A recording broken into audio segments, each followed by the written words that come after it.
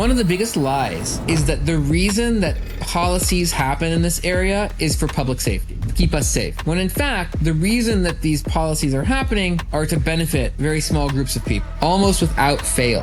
What you have to first understand is although the police in the last several decades started calling themselves law enforcement, in actuality, the police are only ever enforcing some laws against some people some of the time.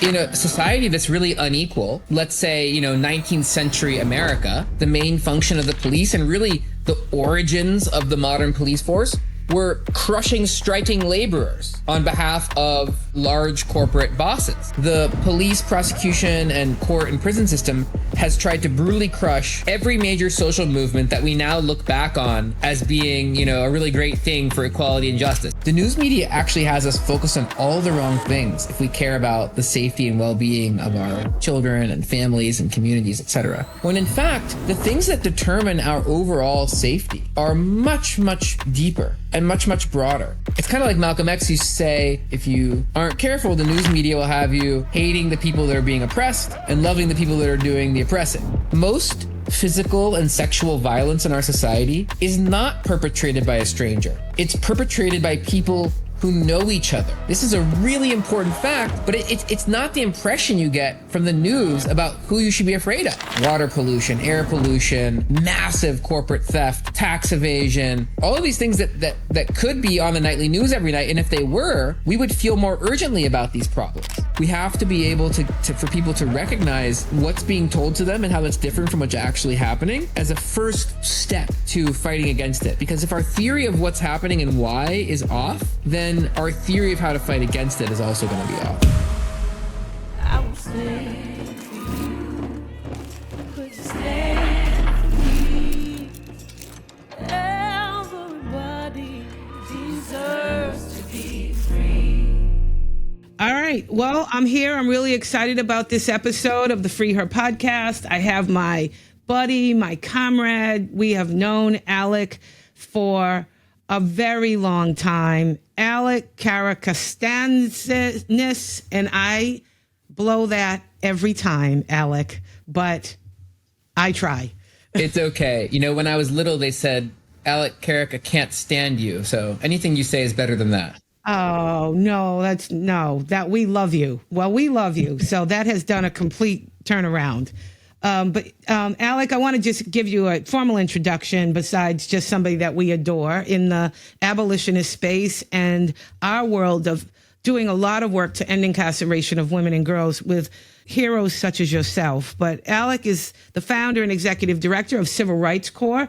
He has pioneered constitutional civil rights cases to challenge the size, power, profit, and everyday brutality of the punishment bureaucracy across the United States. I want to refer everybody to the civilrightscorps.org website so that you can really take in all of his accomplishments. He's a graduate from Yale College, a degree in ethics, politics, and economics at Harvard Law School in 2008, where he was a Supreme Court chair of the Harvard Law Review. I mean, we just have a very amazing, brilliant person that we have had the privilege at the FreeHer Podcast and at all of the work that we've done across this ecosystem to have worked with for a really long time. So we want to say thank you. Thank you for taking time out of your really busy schedule. But mostly, we want to talk about this book that has been really, really, really important to us. As you know, Alec, a lot of the work that we do is around reimagining communities.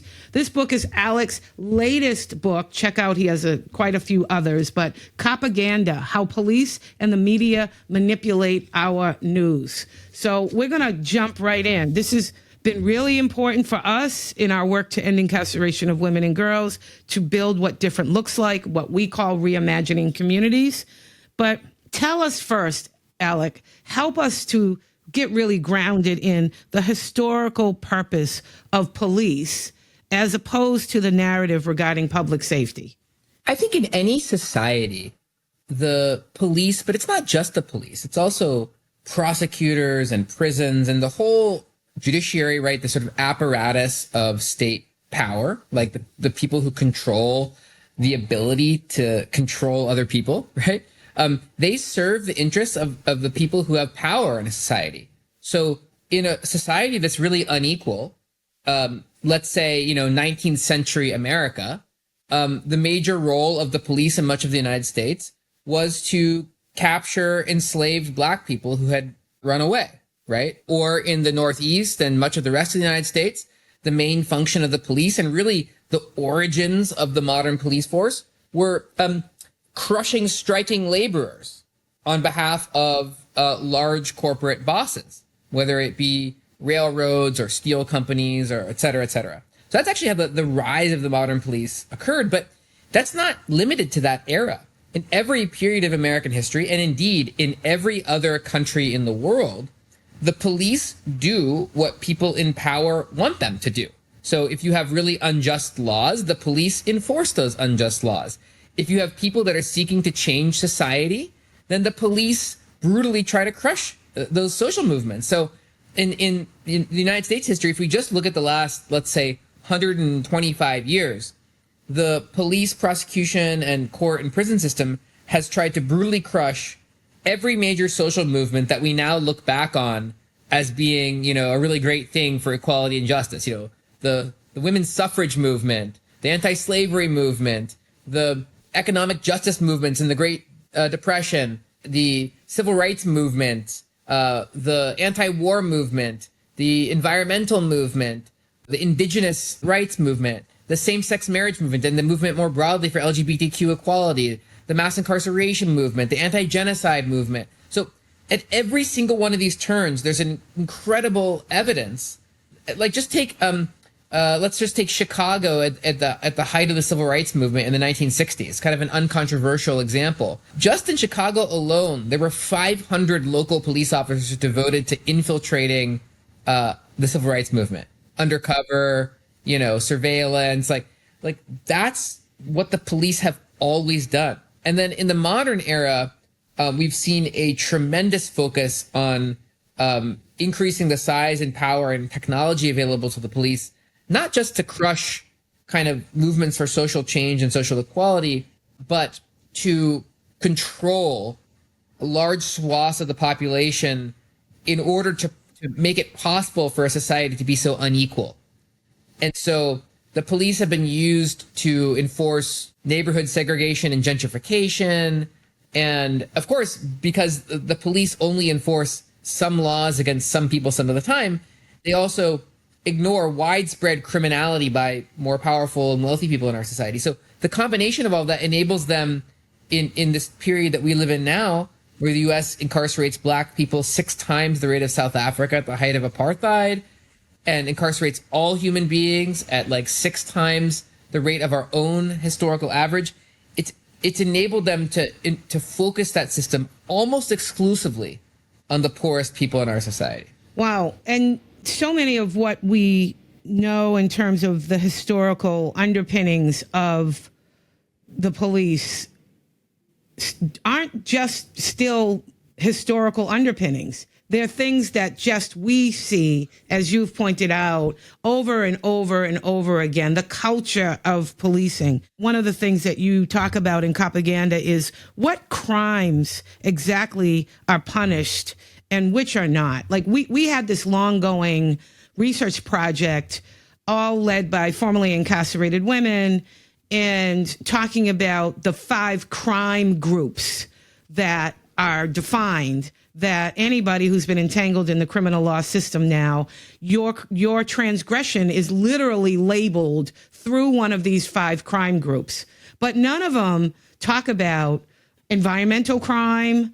Like what is this? What crimes exactly are punished and which are not? There's actually 2 different levels at which this is a really interesting thing to think about. So number one is what kinds of bad, harmful things does a society even make a crime, technically?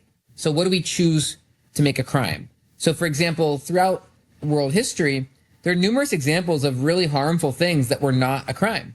There's also examples of really totally fine things that certain societies decided to make a crime. And societies are always changing what kinds of things are a crime and what kinds of things aren't based on who's in power. So You might have reproductive health care criminalized, for example, in one society, but not another society, depending on the religion of the people in power. Or you might have it make, a crime to join a union, or a crime to charge interest rates that are really, really high, right? Or you might make it a crime to cross a political boundary between two countries. Or, I could go on and on and on. But then among the things that are criminalized, societies have to decide which of those to enforce and which of those crimes to even look for. So, for example, it's a crime in the United States for many, many decades to possess the cocaine plant. But when the government looks for people possessing those cocaine plants, it looks only in the poorest neighborhoods, black neighborhoods, Latino neighborhoods, right? You don't see drug raids for cocaine at the Yale University dorm room or Harvard Law School or Goldman Sachs investment banking parties, right? And so you could even have a situation where most presidents of the second half of the 20th century have admitted to various crimes, but because those crimes aren't enforced against their demographic, they were never prosecuted for them, right? The same thing with like a fight at a private fancy high school might result in calling their parents. But a fight at a poor school, mostly with children of color, results in a child being put in metal chains and taken to a jail, separated from their parents, and maybe even convicted and sent to juvenile detention jail, right? So what you have to first understand is, although the police in the last several decades started calling themselves law enforcement as a term of propaganda because they want you to think that like it's really neutral and objective, like a law is broken and then a law is enforced. In actuality, the police are only ever enforcing some laws against some people some of the time.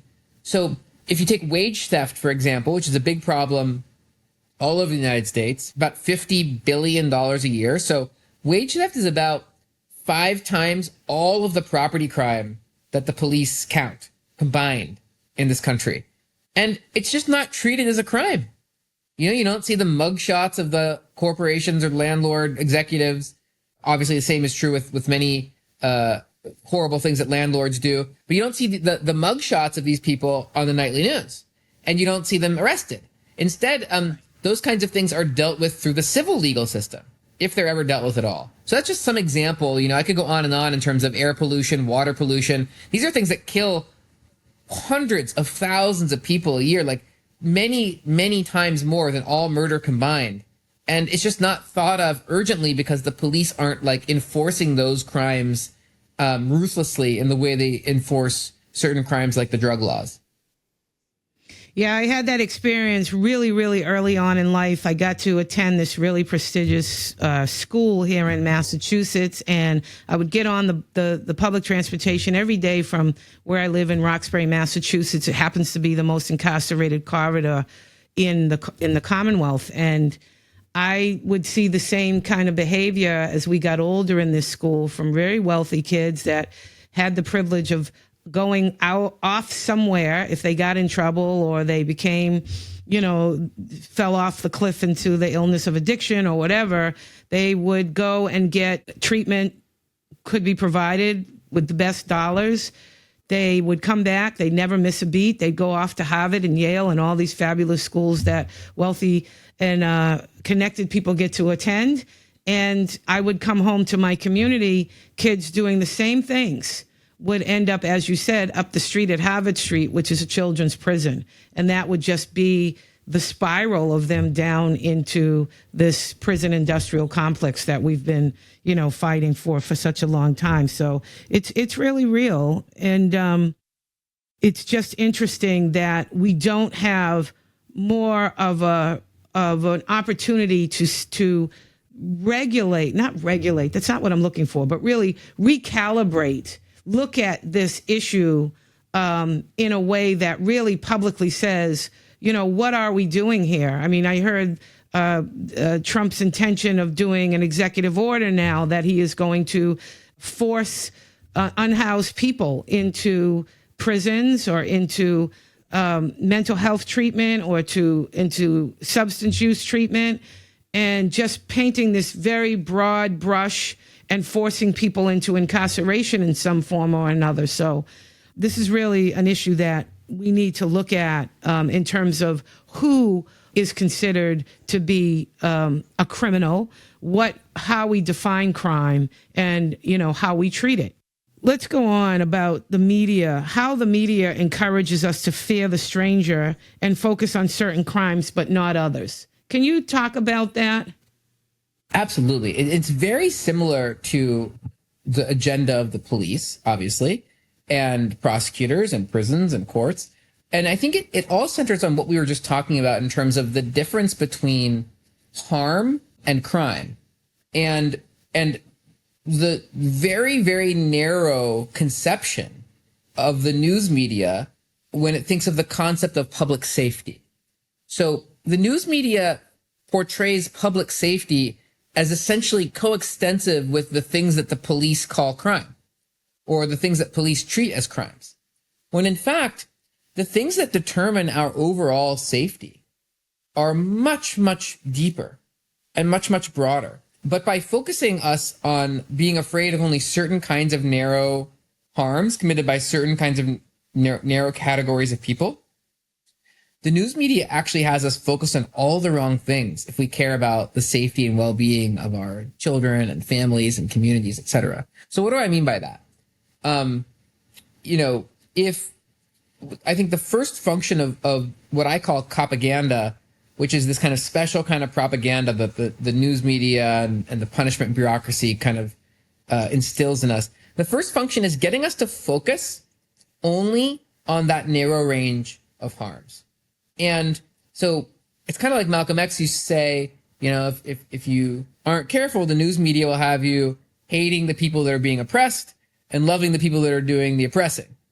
And by focusing, like in the news media, on undocumented immigrants and the mugshots of Black people and story after story after story about random crimes committed by supposed strangers, like shoplifting and so-called carjacking,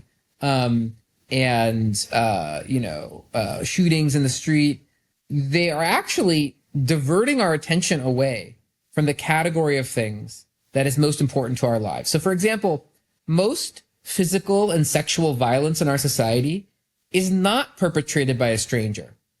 It's perpetrated by people who know each other. This is a really important fact, but it's not the impression you get from the news about who you should be afraid of. And I think that's important for the police, because nobody thinks the police are a good way of addressing or preventing sexual and physical assault by people who know each other. And so that's just one example, but I mentioned earlier, water pollution, air pollution, massive corporate theft, tax evasion, all of these things that could be on the nightly news every night. And if they were, we would feel more urgently about these problems. For example, there is a massive and still largely unknown pollution problem in this country that is causing astronomical rates of cancer and other debilitating illnesses in children and adults and young people and old people, like easily preventable death. And we're talking about tens of millions of life years lost every year to crimes, like just spewing of toxic chemicals into the water, into the soil. These things are just not treated as urgent. And so that's the first thing that the news media does. The second thing that it does is, once it narrows our conception of like who we're afraid of, it constantly makes us think that the crimes committed by those people are going up. And so every single year, people who consume the news media think that crime in the US is going up, even though it's been going down for basically every single year for the last 25 years, and we're at historic lows. So interestingly, when you ask people about crime in their own neighborhood, they're much more accurate. They're much more likely to say, well, crime in my neighborhood's not up. It's just everywhere else. And it shows you that the more news you consume, the more inaccurate your understanding of like how much crime is happening. And then I think the third thing, and you and I have talked about this a lot over the years, the third thing that the news media does is it tells us that the solution to all of these fears is always more and more and more and more investment in the bureaucracy of punishment and in the multi-billion-dollar corporations that are sort of parasites on that system at every turn. And so at the end of the day, this is kind of like a flat earther movement or something. It's like totally inconsistent with everything we know about the evidence, right? Like the levels at which people harm each other in any given society, it has to do with how much poverty there is, how much inequality, the levels of loneliness and isolation versus the levels of human connection, access to healthcare, housing, so toxic masculinity, exposure to certain environmental toxins like lead in children. These are the things that actually determine how much people hurt each other, not like what the news media is obsessed about. Like, is the punishment for that offense like 7 years or 4 years, or are there 13 cops on this beat or 11, or, you know, is 75% of people charged with a crime getting out before trial on bail, or 68%? Like, these are the kind of completely and utter distractions that the media is focused on to get us to stop thinking about the material conditions in which people are living. Mm-hmm. And it's the normalization of things that they talk about that initially, when the story breaks, there's some urgency to make the public aware that this is taking place. But then across the board, some of the most craziest, outlandish things become normalized by very elite people in the media.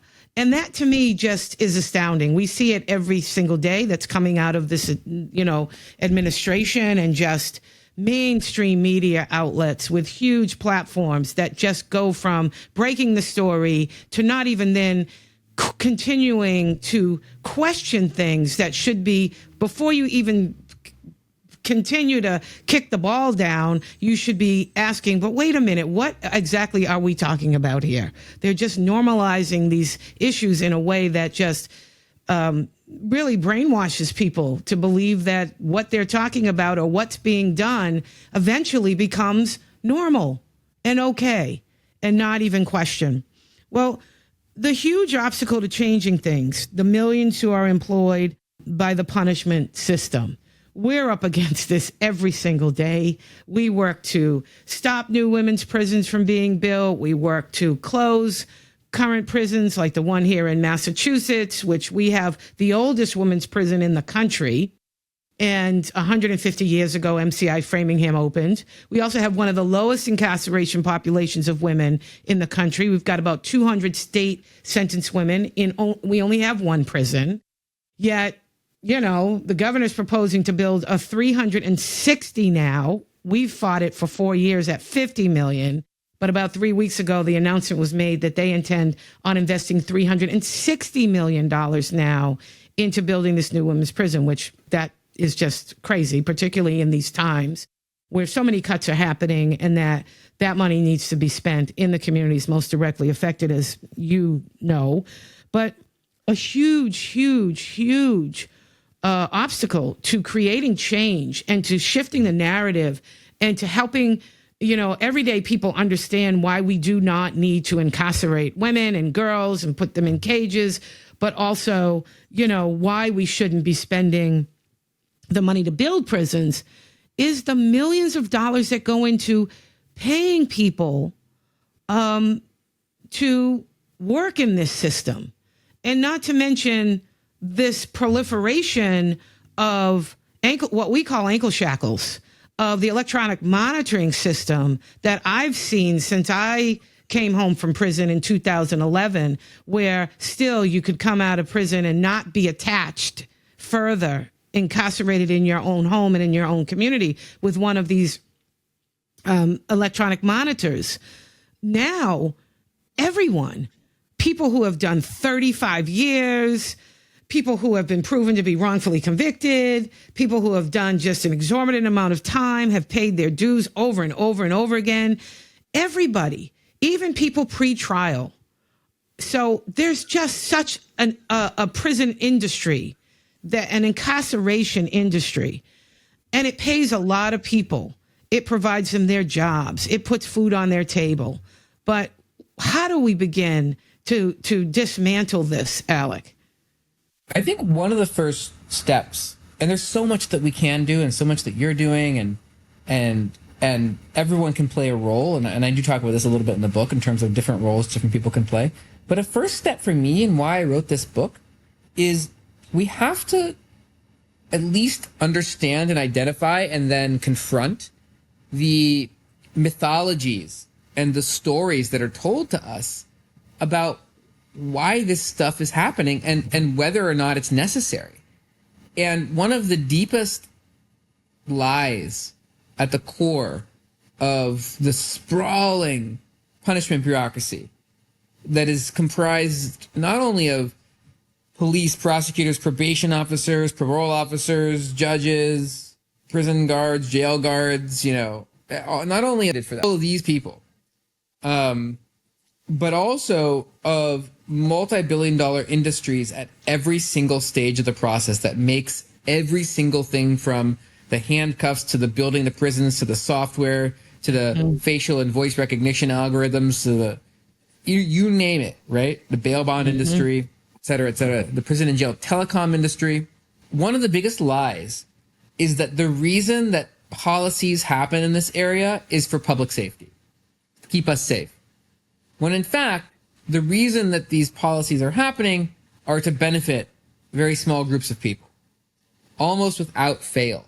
So for example, we have a series of cases we're doing around the country, what we're calling the right to hug. And there are millions of children every single year now in the United States who are cut off from visiting their parents who are in jail, or when the children are jailed, the parents are cut off from them, right? Because many jails around the United States, maybe even more than half, have now eliminated free family visits. So you can't hold their hand, you can't look into their eyes, you can't give them a hug. This is a profound violence to the very core of the human relationship and human dignity. Not to mention terrible policy. I mean, there's overwhelming evidence that when you separate children from parents and cut off these families, and also, by the way, cutting people off from their friends and their grandparents and aunts and uncles and siblings, et cetera, et cetera. I mean, when you cut people off like that, you actually change their life forever, and you dramatically impact their future. And you actually dramatically reduce the future public safety of our society. Anyway, so why is this happening? Why did so many thousands of facilities around the United States get rid of family visits? Well, there is a for-profit prison and jail telecommunications industry, a multi-billion-dollar industry, largely owned by private equity firms. And these companies got together with sheriffs around the country and decided, you know what, maybe we can make more money if we stop free visits and we charge exorbitant rates for phone and video calls. And so now, in a lot of these contracts that we found around the country, sheriffs are taking a cut of the increased revenue, and they're ending family visits. So this is just one tiny example. I could essentially give you an example from any corner of the punishment bureaucracy and show you that the reason that policies are happening, like, nobody thinks that the reason that they're cutting off children from the ability to visit their parents is that our society is going to be any safer or any better because of it. It's happening for money. So I say all of this to say, how do we fight against it? Well, we have to get people to understand the true purposes of these systems. We have to get them to be able to, with the tools in their own brain and their own communities and with their own, other organizers and other people who are impacted. Like, we have to be able to for people to recognize what's being told to them and how that's different from what's actually happening as a first step to fighting against it. Because if our theory of what's happening and why is off, then our theory of how to fight against it is also going to be off. Well, Alec, listen, I want to encourage, everybody to get your copy of Propaganda. I learned so much every time we get together, every time I get to listen to you, every time I get to ask you questions just to get you talking. You've given us such a breadth of language to use. And also, it's such a huge issue that has all of these moving parts to it in the work that we do to end incarceration of women and girls, that we really do need books like Propaganda, people like yourself who continue to work at these issues, but continue to make it possible for the rest of us to break this huge, humongous issue down into pieces that we can digest and then continue to raise awareness in other people. But this has been a great contribution to this, and I want to say thank you. I just want to tell you how much I love the campaign, Right to Hug. I remember being incarcerated, and I did have in-person visits with my children, but my baby boy was 5 months old when I went into the prison. He was 2 by the time I came home. But that little once-a-week visit with him meant the world to me, and it at least allowed me to, hold my son and feel some sort of human connection, because any kind of other human connection in the prison is completely not allowed. And children need that. Children need it, parents need it, and particularly children who are in prison. I just had a long conversation with the juvenile lifers who came home recently here in Massachusetts, and they were all sent to prison really young, 16, 17 years old, and they're in their 40s now. And they talk about what it was like. Armand Coleman said to me one day, you imagine not taking a hot bubble bath, like little things like that remind you of your humanity. But to be deprived from the young age of 17 until you're 40 something years old of that kind of humanity and human touch is what we're talking about. It's what we're trying to get people to pause and think about things in a different way than just how they've wanted us to think about this as public safety. It's anything but public safety. So, Alec, I just want to say thank you. Keep up the good work. Can you let folks know where they can go to find out about Right to Hug or other things that you're working on? Yeah, and you guys are heroes, so you guys are my heroes, and it's always so great to talk with you. And I also have just learned so much from you and your work over the years, so thank you so much. The feeling is definitely mutual. First of all, with this book, Propaganda, all of the royalties are donated to an amazing charity called the Stop LAPD Spying Coalition that works with unhoused people in Skid Row in Los Angeles against police surveillance and repression. So none of the royalties go to me. They all go to this great cause. And also, just like with my first book, Usual Cruelty, we've set up a fund that enables us to send free copies to anyone in prison in the United States who wants one. So if you or anyone you know works with a program that sends books inside to prisons, we have a special paperback edition of the book that we can send for free inside. So just let me know.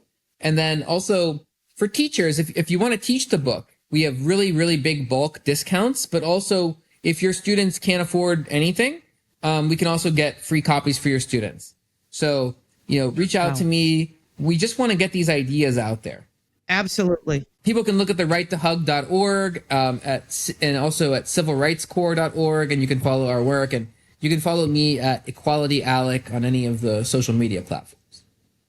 I love it. Alec, thank you. You're always going above and beyond, doing things like writing and lawyering, but also making sure that everybody, even in the most challenging places, has access to the work. So thank you, thank you, thank you. Thank you, Andrea. Take care, Alec.